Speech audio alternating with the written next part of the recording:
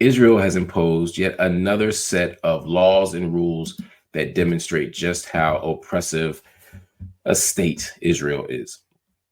Israeli far-right minister Itamar Ben-Gvir has banned the Islamic call for prayer, also known as the Adhan.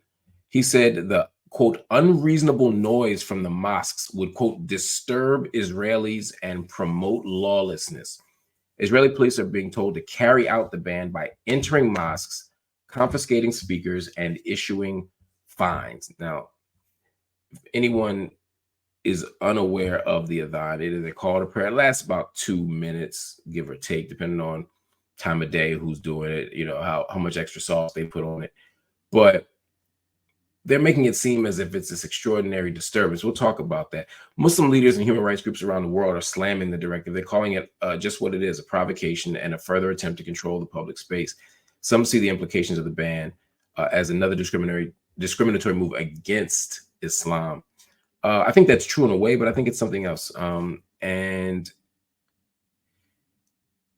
let's talk about it. All right, first of all, Itamar Ben-Gvir, if you don't know, is a right-wing minister in Israel. He is part of the right-wing coalition that Benjamin Netanyahu had to put together in order to win his bid for prime minister the most recent time.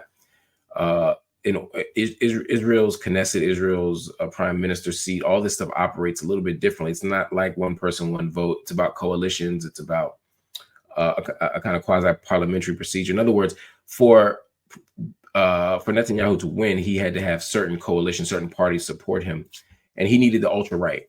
And so Netanyahu has been giving in to the ultra-right. He's been yielding to the ultra-right. People like Itamar Ben-Gvir, people like Bezalel Smotrich, the finance minister, people like Yoav Gallant, who just got an arrest warrant issued along with Netanyahu from the ICC for war crimes. So we already know what they're trying to do. The Israeli right is committed to this vision of greater Israel.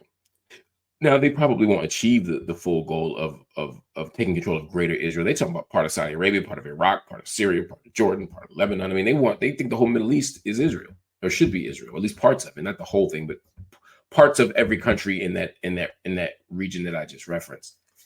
And so how do you get to a place where you control all of that? Well, you got to take land. You got to redraw borders. You got to start even defining some borders. Israel's borders still remain undefined. And part of how Israel, I think, is attempting to do this is through the provocation. You know, you see what's happening in Gaza right now. It's a complete, absolute genocide. But when you look in East Jerusalem, when you look in the West Bank, when you look inside of Israel proper, you see a softer form of ethnic cleansing, a softer form of structural inequality.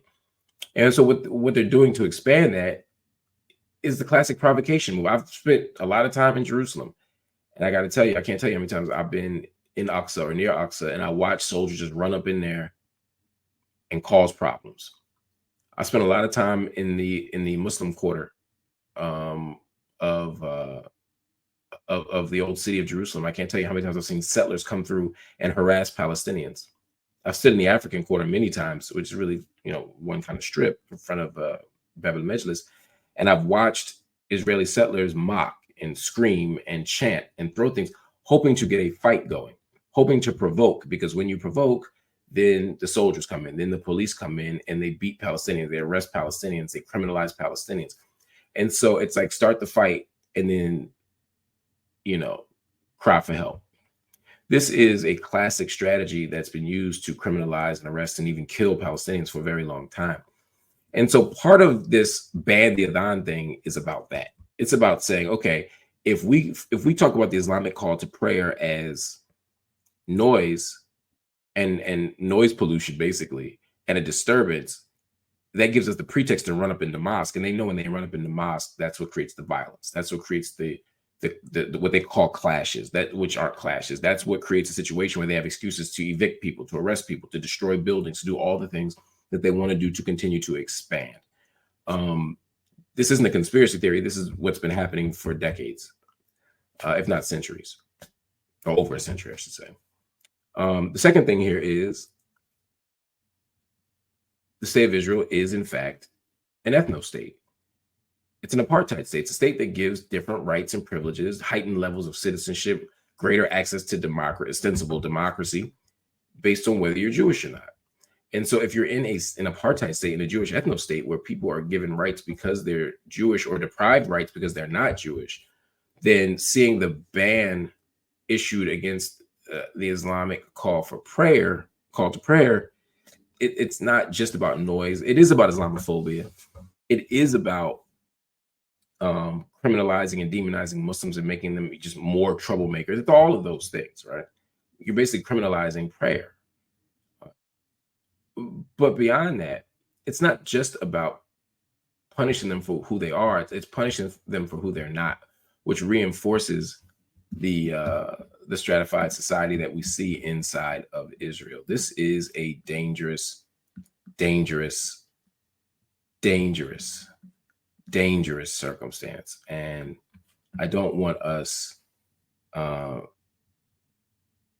don't want us to oversee that or reduce this to anything other than that. I also finally don't want to reduce this to just the right-wing power structure inside of Israel. Too often we frame what's going on in Israel as the consequence of Netanyahu's right-wing government. That's how Bernie Sanders describes it. Or we describe it as the latest political arrangement being so dangerous for the Palestinians. Israel by design, Israel as a structure, Israel as a society is designed in such a way that Palestinians are dispossessed and disenfranchised, that they're second-class citizens, even inside the state of Israel, not just in the West Bank, not just in Gaza, not just in East Jerusalem, but inside of Israel proper, even when they have an Israeli passport, even when they're considered Israeli citizens. This is important to know. This is important to remember. This is important to acknowledge. So I don't want you to think that because Ben-Gvir or Netanyahu or Gallant or Smotrich or whoever is advancing really bad and draconian public policies in Israel, that somehow they're the start and that they'll be the end of this regime. If you were to bring in Benny Gantz right now, if you were to bring in a Labour Party leader, if you were to bring in, hell, you could bring in, maybe not joint list, but you could bring in a whole bunch of parties in Israel, and you'd still have an apartheid state. You'd still have an ethno state. You may get liberals in there, but they're liberal Zionists. At the end of the day, Israel will only be fair and just for Palestinians when we create a society that allows for one person, one vote, that allows for full access to democracy and doesn't give heightened privileges or diminished privileges based on whether you're Jewish or not, or based on whether you're Druze or not, or based on whether you're Arab or not. I don't want anybody in Israel to get heightened status. Everybody should be equal.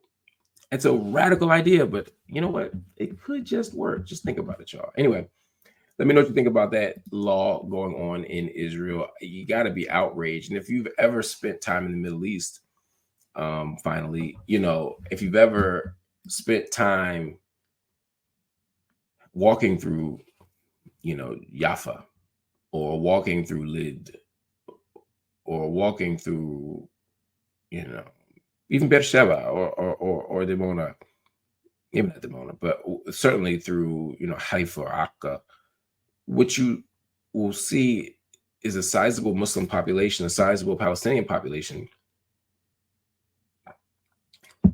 And that population is very much connected to Islam. Now, there are many Christians there too. If you go to Nazareth, you'll see a bunch of Palestinian Christians. Bethlehem, you'll see both. But when you go to the places I mentioned inside of Israel, not the West Bank, but inside of Israel, like where Nazareth is, as opposed to Bethlehem. When you go, you'll hear the Adhan. Just like when I'm in Egypt and I hear the Adhan. Just like when I'm in Qatar and hear the Adhan. When you hear the Islamic call to prayer, it is not a public nuisance. It is not a disturbance. It is a beautiful moment 5 times a day where you hear the mu'adhin, the one who calls the prayer, the first one, of course, being Bilal, the African. When you hear the mu'adhin make the call to prayer, even at 5 a.m., even at 4 or whatever, whenever for Salat al-Fajr, when you hear that, whether you get up to pray or not, there's something beautiful about it. And when you spend enough time there, I mean, after a couple of weeks, it didn't wake me up if I wasn't trying to wake up. And if I wanted it to wake me up, it woke me up. You know what I'm saying? So it's not the public disturbance that people suggest it as. And guess what? It's been there for thousands of years. Now today, thousands of years later, suddenly it's such a public nuisance that it has to be ended. Come on, y'all. This is about destroying the Islamic and Arab character of Israel, of Palestine, of historic Palestine.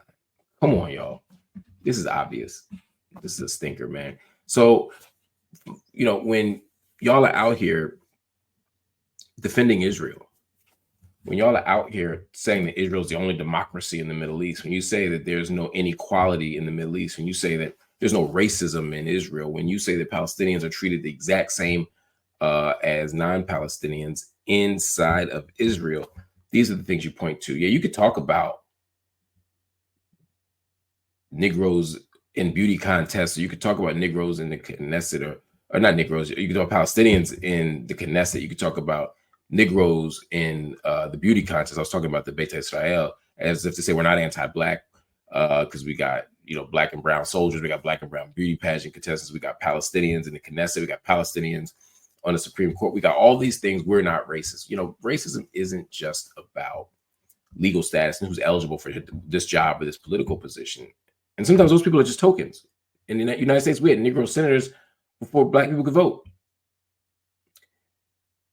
It's also about everyday ways of belonging, everyday mechanisms of belonging. And if I, as a Palestinian, who's most likely going to be Muslim, if I can't walk down the street and hear the Adhan, if I can't, and understand the call to prayer is wajib. The call to prayer is what's the word? Wajib. It's like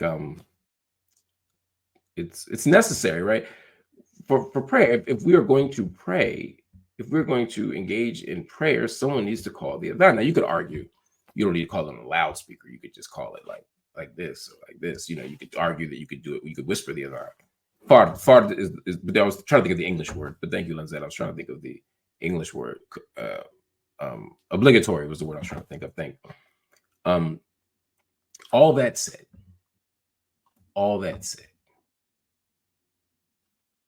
please, if you've been out here caping for Israel, talking about it's not racist, and you just need one more piece of evidence to prove that it is, here you go. Now, Israel ain't the only place that's doing this. If you go to France, you're going to see some Islamophobia. Israel did not create Islamophobia. Israel ain't even mastered Islamophobia. I mean, France is way worse in so many ways. Here in the United States, particularly as the Trump presidency returns, it's going to be way worse in some ways. So it's not just Israel, but Israel's one of them too. So stop looking all around the world trying to find sites of injustice and inequality and racism. You got plenty right at home. You got plenty in Europe, and you got one more right there in historic power.